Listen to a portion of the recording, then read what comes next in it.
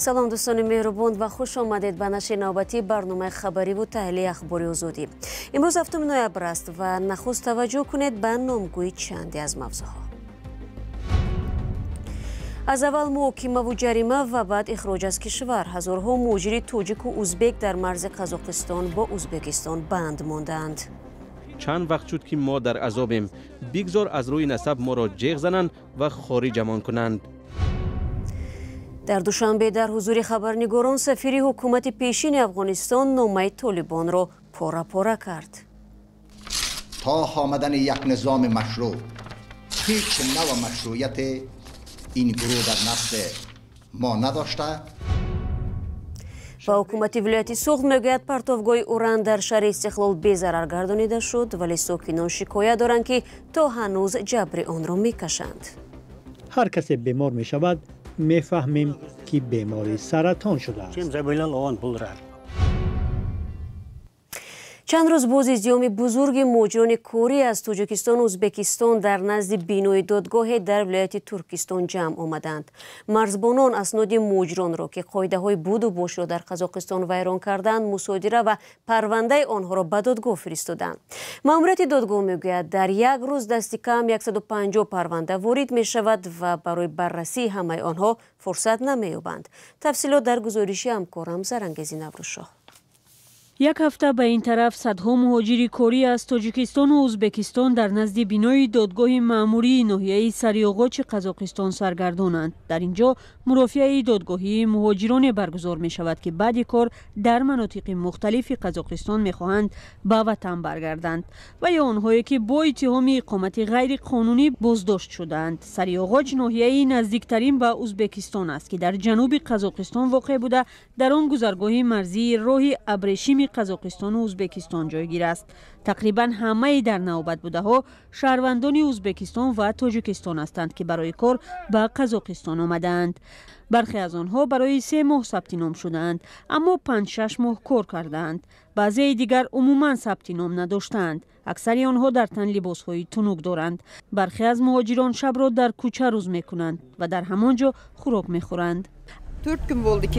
4 روز می شود که سرگردانیم. پولمون هم تمام شده است. نمیدونیم چی کار کنیم. خیلی خواطر هستیم. آنها میگویند باید ازبک ها را از اینجا برانند.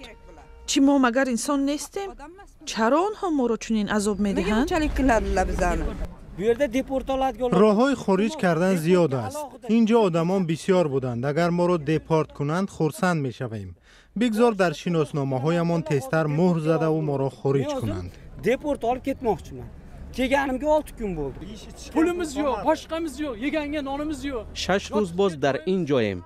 پول نداریم. به مثل سگ نمیدانیم در کجا شب را روز کنیم. حتی نان خوردن نداریم. کی ما را درک میکند؟ یگان کسی هست که ما را شنود. کم احترام داشتن هم خوب است. چند وقت شد که ما در عذابیم. بگذار از روی نسب ما را جیغ زنند و خارجمان کنند. Deport qilsin ketamanman. Umuman kelmaymanman. بنابر اطلاع دادگاه مخصوص پرونده های حقوق ویرانکنی مأموری ناحیه سریاغاچ از 10 اکتبر این جانب دادگاه پرونده بیش از 5000 شهروند خارجی را که از دیدبانگاه مرزی ژیبکژولی وارد شدند بررسی کرده است. باز حدود 1000 پرونده دیگر ثبت گردیده است. در یک روز تقریبا 150 حالت به قید گرفته می شود. اکثریت آنها می باشند که از ازبکستان برای کار به قزاقستان آمده بدون ثبت نام کار کردند. بیریک خییپوف رئیس دادگاه مخصوص پرونده های حقوق ویرانکنی مأموری ناحیه سریاغاچ به بخش قزاقی رادیوی آزادی گفت دادگاه شهروندان خارجی را بر اساس ماده کدکس حقوق ویرانکنی مأموری مجازات می‌کند که 86000 تنگه جریمه یا اخراج از کشور را پیش بینی می‌نماید. از ماه اکتبر تا این جانب در یک روز 200-300 پرونده وارد می شود. پرونده ها باید در دوام یک روز بررسی و قرار قبول کرده شود. اما کار از حد زیاد است.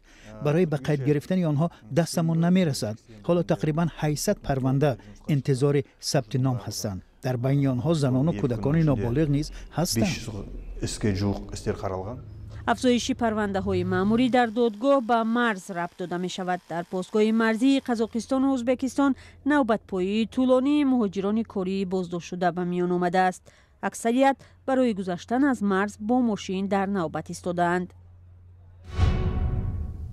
شما برنامه اخباری رادیو آزادی را تماشا دارید. سفیر حکومت پیشین افغانستان در دوشنبه ضمن یک نشست خبری گفت دوام 2 سال حکومتداری طالبان با این گروه هیچ گونه رابطه نداشت. موضوع اساسی این نشست یک مکتوب پهن شده از نام وزارت کارهای خارجه طالبان بود که گویا نفر را به منصب کاتب اول سفارت افغانستان در تاجیکستان تعیین کردند. واکنش محمد ظهیر اغبر سفیر حکومت سرنگون شده افغانستان به این نامه سخت بود. تفصیلات در گزارش همکارانمان برات و ملرجع بیوسفی از دوشنبه. هیچ نوع مشروعیت این گروه در نسل محمد ظهیر اغبر سفیر حکومت پیشین افغانستان که حالا خود را نماینده سیاسی مردم این کشور در تاجیکستان مینامد، یک نامه را که گفت طالبان پهن کردند در حضور خبرنگاران پاره کرد. این نامه فرمانی بوده است درباره تعیین نفر به حیث کاتب اول سفارت افغانستان در تاجیکستان که گویا امیرخان متقی وزیر کارهای خارجه حکومت طالبان امضا کرده است.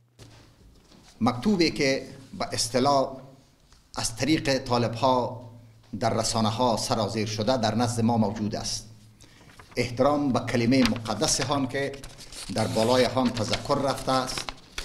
من به مردم اطمینان میتم که تا آمدن یک نظام مشروع هیچ نوع مشروعیت این گروه در نسل ما نداشته. طالبان که 2 سال از حکومت افغانستان را در دست دارند در این باره رسما چیزی نگفتند. سفیر حکومت پیشین افغانستان در 2 سال اخیر از منتقدان سرسخت طالبان است. وی میگوید در این 2 سال با حکومت طالبان هیچ رابطه‌ای نداشته است. هرچند ماه مارس امسال خبرهای نشر شد که نمایندگان حکومت طالبان از بینای کنسولگری افغانستان در شهر خوروغ دیدن کردند. نمایندگی کنسولی ما در خوروغ به هیچ صورت نزد طالبان است. ما او را به خاطر نداشتن امکانات اقتصادی به تعلیق درآوردیم و همکارای ما در اینجا کتمان کار ادامه میدن. بینای کنسولگری گنرالی افغانستان در شهر خوروغ ماه فوریه امسال از حمله بهمن یا ترمخ خراب شده بود. مقامات تاجیکستان خبر آمدن نمایندگان طالبان را به شهر خوروغ تصدیق یا رد نکرده بودند. بعد سرنگون شدن نظام جمهوریت در کابل، چند کشور از جمله ایران نمایندگی‌های دیپلماتی افغانستان را در اختیار گروه طالبان گذاشت. تاجیکستان که خواستار حکومت فراگیر در افغانستان است، در این 2 سال نمایندگان دیپلماتی طالبان را قبول نکرده است و بینای سفارت افغانستان در اختیار سفیر حکومت پیشینه باقی مانده است.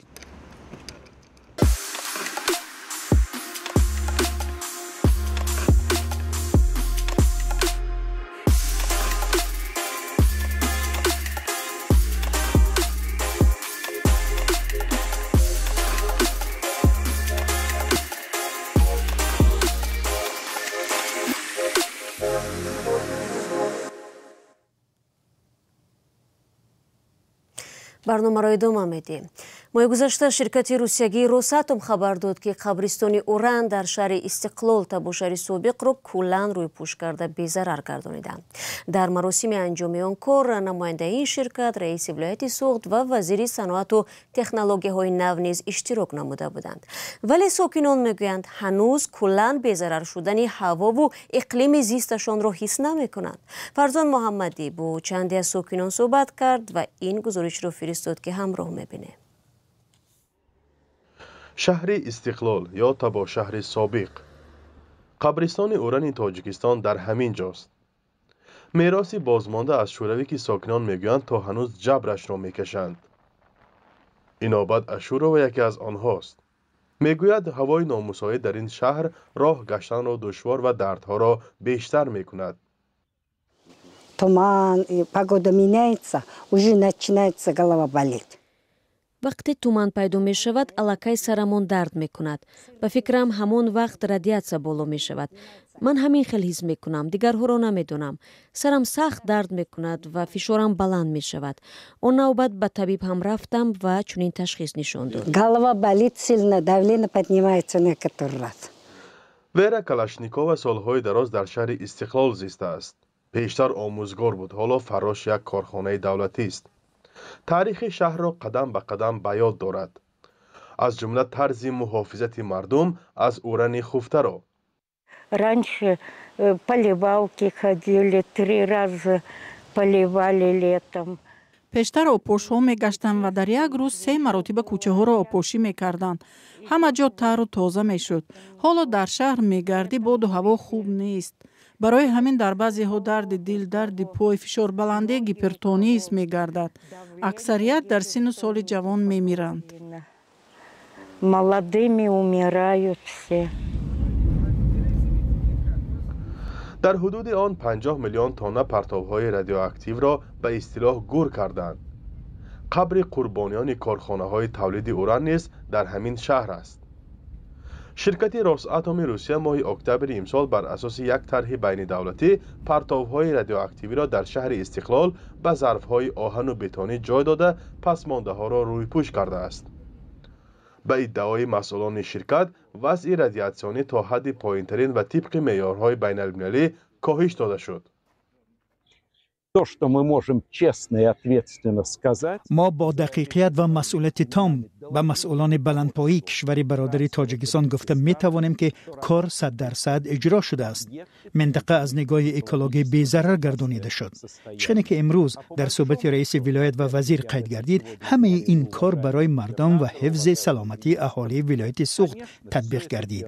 ин хеле чизи муҳим аст барои мо. жителей Сагдийской области. ҳоло атрофи партовгоҳро маҳкам карданд ва ворид шудан ба ҳудуди он мамнӯъст. вале мардуми Истиқлол мегӯянд, пурра безарар кардани минтақа аз таъсири уран ба ин зудиҳо ғайриимкон аст. Все равно так бывает. Потому что у нас здесь весь уже посеянный. хоҳ нохоҳ радиатсия ҳис карда мешавад, чунки вай дар тамоми заминҳои шаҳр паҳн шудааст.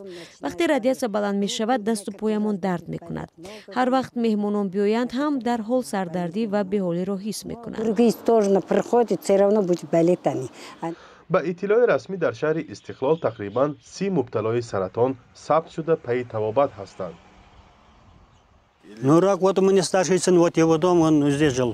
پسری کلانی من در انا همین جا زندگی میکرد. وی از بیماری سرطان فوتید. سرطانی معده داشت.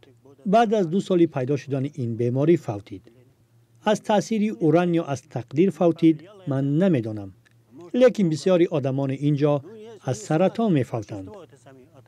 هر کسی بیمار میشود میفهمیم که بیماری سرطان شده است. اولی فعال سالهای 95 و 96 وقتی که من به فعالیت آغاز نمودم، در حقیقت هم بیماری‌های سرطان یا نقصان‌های مادرزادی کودکان به چشم می‌رسید. آهسته بعد از آنی که پرتابگاه‌های اوران کارکرد کرده می‌شدند و بالوپوش کرده شدند و در سال جوان که از طرف رосатоми فدراسیون روسیه این پرتابگاه‌ها باز از نو بالوپوش کرده شدند. البته نشاندهنده‌های یادرویی خیلی پس فرمودند و عین زمان من با اطمینان کامل گفته میتوانم که در شهر استقلال نسبت دیگر شهر و نواحی ولایت سوغد این همچنین نسبت دیگر شهر نواحی جمهوری نسبتاً کم میباشد. ساکنان چیزی دیگر میگویند ولی همزمان میافزایند که بغیر از این شهر که زادگاه و جای زیستشان میباشد فعلا جای دیگری برای رفتن ندارند. Я уже попробовала, на хлопок поехала 10 дней, там хорошо было у меня. ман барои санҷиши саломатиам ба пахтачинӣ рафтам. он ҷо худамро хуб ҳис кардам. вақте баргаштам, боз чунин ҳиссиёти бадҳолӣ пайдо шуд. ҳар вақт равам хуб мешавам. лекин мо ҷои дигар барои рафтан надорем. мо ин ҷо таваллуд шудаву зиндагӣ дорем. моро дар дигар ҷойҳо кӣ қабул мекунад? Там не принимают они, кто принимает нас? Вы сами знаете. фарзо муҳаммадӣ, радиои озодӣ, шаҳри Истиқлол. дӯстони меҳрубон, 15 дақиқа ки дар ихтиёр доштем ба поён расид. сипос аз якояки шумо ки то ин лаҳзаҳо бо мо будед ва назари худатонро метавонед дар робита ба ин барнома дар зери он навишта кунед. хабаргузоришҳои дигар чун ҳамеша дар вебсайт ва саҳифаҳои радиои озодӣ, дар фейсбуку, инстаграм, твиттеру, телеграм ва тиктоку одноклассники гузошта мешаванд. агар шумо ҳам шоҳиди ҳодисае шудед, имкон доред аз тариқи ватсапу телеграм ба мо тамос бигиред. то барномаҳои дигар худро эҳтиёт кунед ва худо нигаҳдори ҳар якатон бошад.